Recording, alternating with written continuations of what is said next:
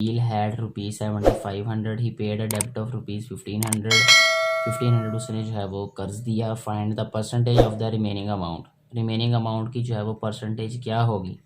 तो सबसे पहले हम जो ये हमारे पास एक्सपेंस है इसकी परसेंटेज फाइंड कर लेते हैं, यानी डेबिट की, फिर जो है वो बाकी परसेंटेज फाइंड करना आसान हो जाएगी।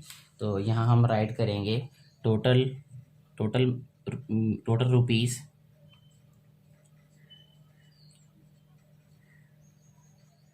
जो कि हैं 7500, ठीक है। इसके बाद जो है वो डेबिट कितना है 1500। अच्छा जी, अब इसकी परसेंटेज क्या हो जाएगी, परसेंटेज ये है 1500 अपॉन 7500 मल्टीप्लाई बाय 100%, यानी 100 का ये कौन सा परसेंट है, ये जो उसका डेबिट है। ये 2 ज़ीरोज़ जो हैं वो 2 ज़ीरोज़ के साथ कैंसिल, 15 5 ज़ार 75, 5 2 ज़ार 10 यानी 20, ये 20% जो है ये उसका डेबिट है, ठीक है। अब उसके बाद जो है वो हमने फाइंड ये करना है परसेंटेज ऑफ रिमेनिंग अमाउंट।